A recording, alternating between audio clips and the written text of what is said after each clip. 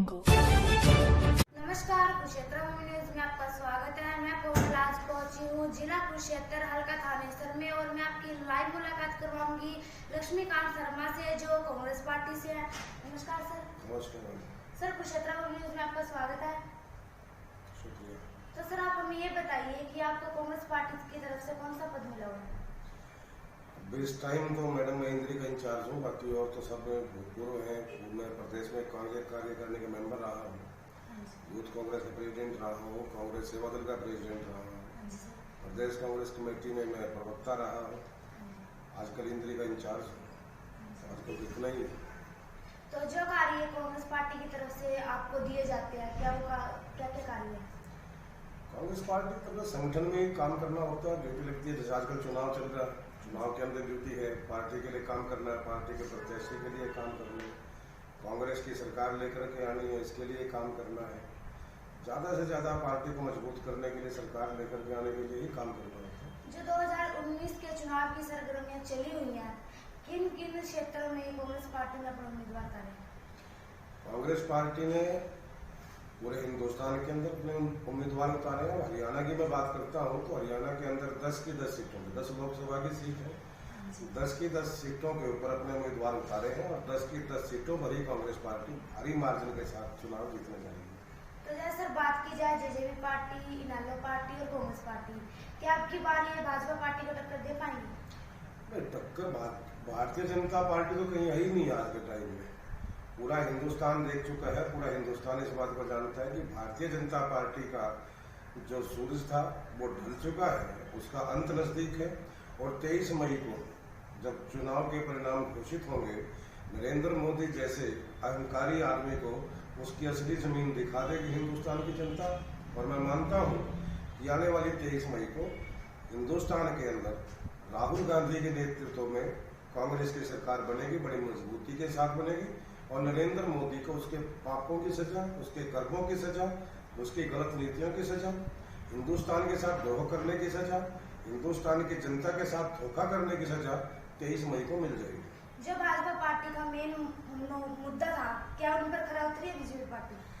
Bharatiya Janata party का अगर आप 2014 की बात करते हैं तो जितने भी मुद्दे थे, चाहे वो राम मंदिर का मुद्दा था, चाहे वो 15 लाख का जुमला था, चाहे धारा 370 की बात थी, चाहे नौजवान को रोजगार देने की बात थी, चाहे आयोग की रिपोर्ट लागू करने की बात थी, इसके अलावा भी और भी जितने मुद्दे थे, इनमें से कोई एक मुद्दा, मेरे कहने की बात नहीं है, कोई मीडिया का साथी बता दे कि किसी भी मुद्दे पर भारतीय जनता पार्टी की सरकार खरी उतरी क्या? राम मंदिर बन गया क्या? कोई बताएगा क्या कि राम मंदिर का वजूद आज कहाँ है? कहाँ राम मंदिर है?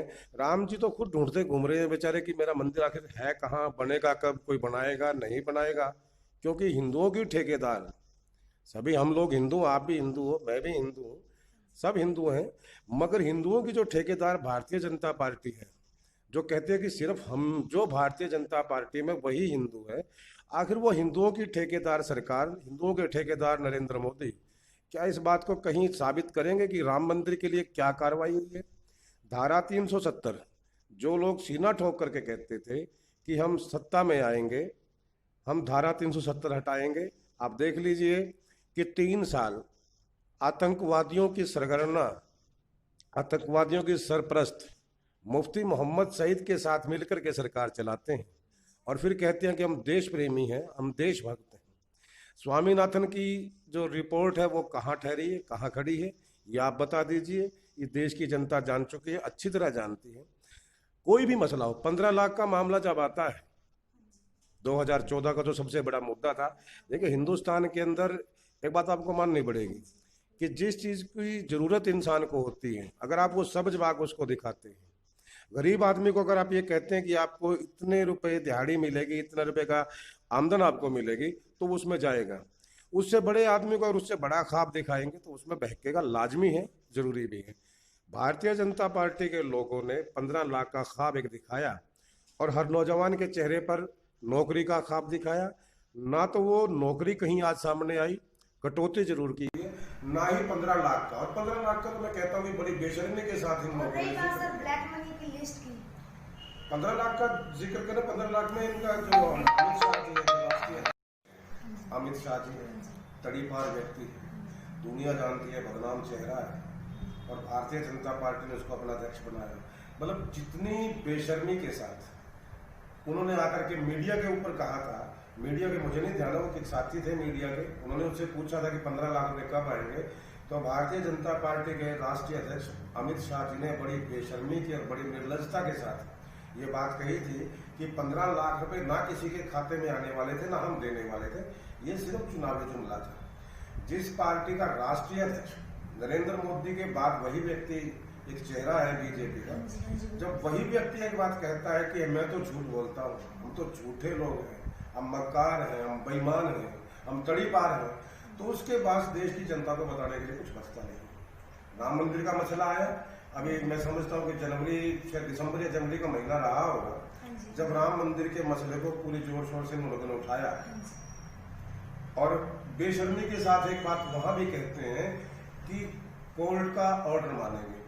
भैया केंद्र में आप हो, भाई यूपी में आप लोग पूरी मेजोरिटी में, इससे ज्यादा तो आपके सदस्य आने वाले नहीं ना, उसके बावजूद भी अगर आपको सरकार कहती है कि हम केंद्र का ऑर्डर मानेंगे, तो भाई एक बात बताइए, फिर राम मंदिर का मसला उठा क्यों रही है? वो तो कोर्ट अपने आप बनवा देगी। क्यों 1992 से लेकर आज 2019 तक 27-28 साल के अंदर क्यों हिंदुस्तान की जनता को हिंदू मुसलमान बना के लड़वाते हो, जब आपको पता कि मंदिर कोर्ट ने बनवाना है? क्यों लोगों के अंदर जहर घोलते हो, भाईचारे के बीच में गलतफहमियां पैदा करते हो, जब मंदिर कोर्ट ने बनवाना है?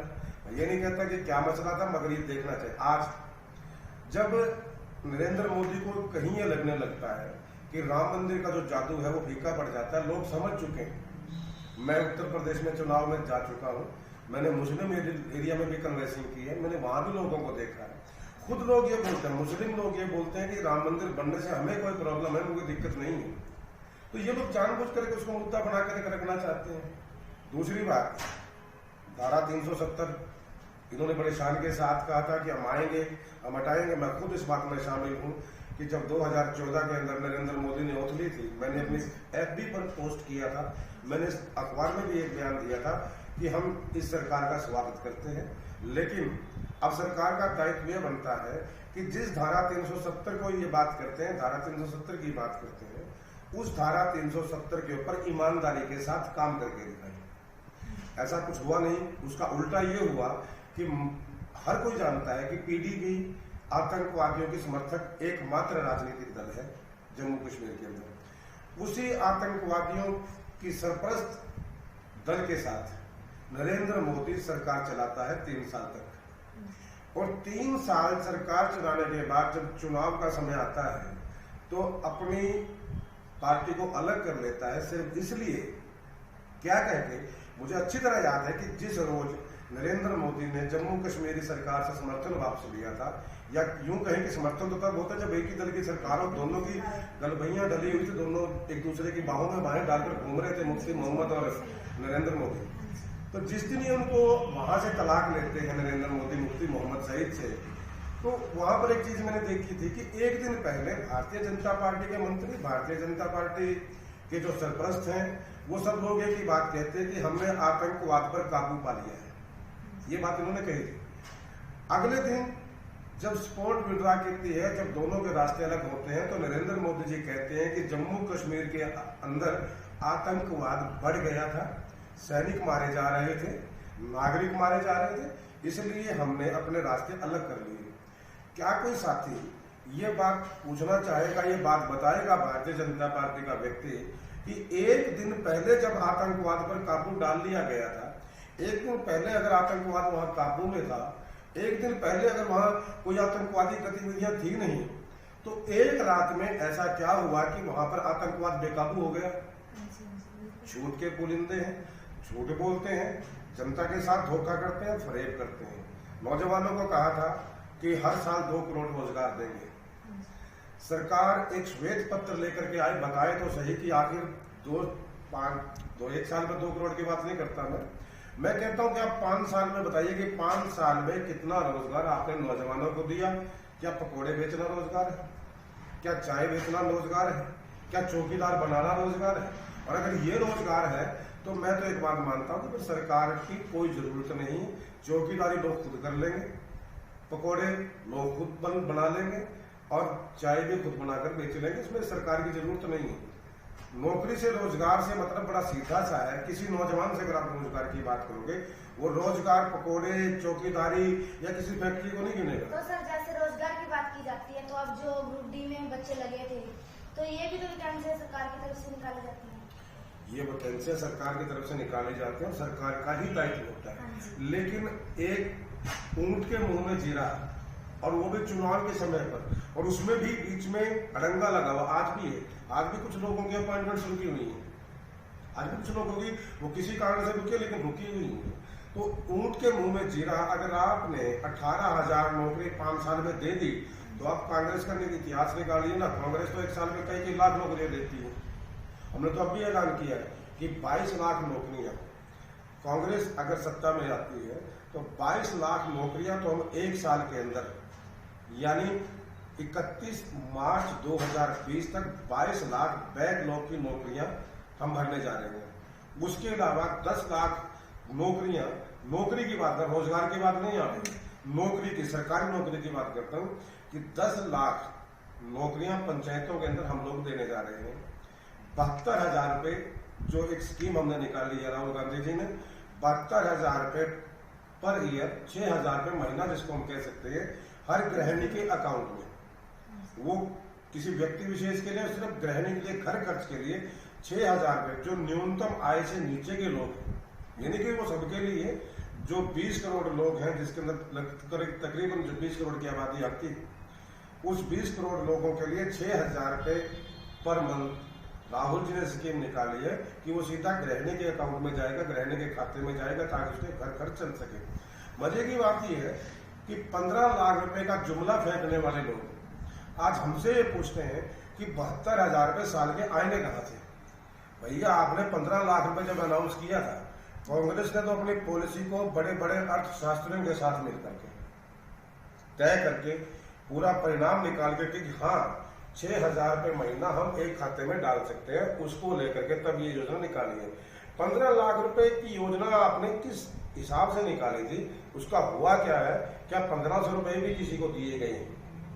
तो हम ये योजना लेकर के आ रहे हैं हिंदुस्तान के नौजवान के लिए, हिंदुस्तान के गरीब व्यक्ति के लिए। और एक बात मैं दावे के साथ कह सकता हूँ कि कांग्रेस, ये मेरे भी कहने की बात नहीं है, ये कांग्रेस का इतिहास बताता है। आजादी की लड़ाई से लेकर 1947 से लेकर आज तक कांग्रेस ने जो भी घोषणाएं की, कांग्रेस ने जो भी वादे किए हैं, कांग्रेस का एक एक वादा कांग्रेस की सरकारों ने सत्ता में आने पर पूरा किया है। केवल यहीं तक नहीं, कांग्रेस ने जनहित में अगर कोई घोषणा मान लिया घोषणा पत्र में शामिल नहीं थी और वो जनहित में जरूरी थी, सरकार आने के बाद वो नीति भी लागू की है। मैं आपको उदाहरण देना चाहूंगा 2005 का, कि जब हरियाणा के अंदर कांग्रेस की सरकार आई थी, हमने 1,600 करोड़ रुपए बिजली का बिल माफ किया था किसानों का। वो हमारे घोषणा पत्र में शामिल नहीं था, लेकिन सत्ता में आने के बाद जब हमने देखा था कि किसान बहुत ज्यादा जरूरत में है, किसान कर्ज के नीचे है, तो हमने बिजली के 1,600 करोड़ रुपए के किसानों के बिजली के बिल माफ किए थे। कांग्रेस ऐसा काम करती है क्योंकि मेन दिक्कत किसानों की देखी जाती है, तो किसानों के लिए जैसे बिजली माफ की, तो और क्या अलग से उनके लिए सुविधाएं? हम अभी राहुल जी का स्टेटमेंट है, राहुल जी निकाल रहे हैं अभी, और हम जल्दी उसको अनाउंस करने वाले। किसानों के लिए हिंदुस्तान के अंदर एक अलग से बजट हम निकालेंगे, अलग से घोषणा पत्र निकालेंगे। उसके अंदर किसानों को सुविधाएं के लिए किसानों को क्या दिया जाए, कर्ज माफी की बात है, जहां जहां जरूरत होगी किसान का कर्ज माफ किया जाएगा। और ये कहने की बात नहीं, हम करके दिखाते हैं। आपने देखा होगा राजस्थान में, छत्तीसगढ़ में और मध्य प्रदेश के अंदर हमने घोषणा की थी कि अगर कांग्रेस की सरकार बनती है, कांग्रेस सत्ता में लौटती है, तो हम 10 दिन के अंदर किसानों का कर्ज माफ करेंगे। उस वक्त कहीं ना कहीं हमारे मन में भी एक संशय था कि हम क्या कर पाएंगे सबको। 10 दिन के अंदर बड़ा कम वक्त होता है, लेकिन मैं फक्र महसूस करता हूं अपने हाईकमान के ऊपर, राहुल जी के ऊपर, कि जिन्होंने 10 दिन की बजाय 2 दिन में तीनों राज्यों के अंदर किसानों का कर्जा माफ किया। और सिर्फ मुंह से नहीं, बोल करके नहीं, कागजों में किसानों का कर्जा माफ किया। आज राजस्थान में, मध्य प्रदेश में, छत्तीसगढ़ में आप कहीं से भी रिपोर्ट मंगवा सकते हैं, वहां पर किसानों का कर्जा माफ हुआ है। और जब हिंदुस्तान में कर्जे की माफी की बात आती है, तो नरेंद्र मोदी बड़ी मतलब कहते हैं बड़ी शर्म आती है कि इस देश का एक तानाशाह शासक किसानों के कर्जे की माफी पर तो कहता है कि किसानों का कर्जा माफ नहीं हो सकता, लेकिन विजय माल्या, नीरव मोदी और ललित मोदी, मेहुल चोकसी, ये लोग कितने ही पैसे लेकर के दौड़ जाएं, कितने ही लोग अरबों रुपए लेकर के भाग जाएं, किसान की जो फसल का बीमा योजना चलाई थी, जबरन बीमा योजना उसको कह सकते हैं, कि किसान कहता है मुझे बीमे की जरूरत नहीं है, लेकिन उसकी फसल से उसके अकाउंट से 300 रुपए बीमे के काटे जाते हैं, जबरन काटे जाते हैं, सिर्फ किस लिए? अपने मित्र अंबानी बंधुओं को लाभ पहुंचाने के लिए। तो सर ये बताइए, जो अब हरियाणा सरकार ने ये मजदूरों, ये किसानों के फार्म भरवाए थे 6000 के 1 ईयर के, तो ये कितनी बात सच है और कितनी झूठ है? अब देखिए, इस मामले के ऊपर क्योंकि जैसे ये घोषणा हुई, कोई भी योजना लागू की जाती है उसका एक प्लेटफॉर्म तैयार किया जाता है, उसका खाका तैयार किया जाता है कि अगर बजट कहाँ से आएगा, पैसा कहाँ से आएगा, कितना किस अकाउंट में कैसे जाएगा। लेकिन 3 राज्यों में जब चुनाव आए हुए, 3 के जो 5 राज्यों में चुनाव हुए, 3 में कांग्रेस की सरकार आई और तीनों ही राज्यों में सरकार बनते ही राहुल जी ने किसानों का कर्जा माफ किया, तो नरेंद्र मोदी बौखला जाते हैं, भटक जाते हैं, बहक जाते हैं और बस सिर्फ एक घोषणा कर देते हैं, खट्टर सरकार कर देती है कि 6-6 हजार साल में। पहली बात तो जनाब एक बात बताइए कि 6,000 रुपए साल के, 500 रुपए महीना, 17 रुपए से भी कम हर रोज के, मतलब ये क्या सिर्फ यही किसान की औकात है क्या? 17 रुपए एक किसान एक दिन में कमाएगा क्या? आपने किसान का सिर्फ इतना ही मोल लगाया, इससे बड़ी बेशर्मी और क्या होगी कि उद्योगपति लोग 9-9 हजार करोड़ लेके भाग जाते हैं।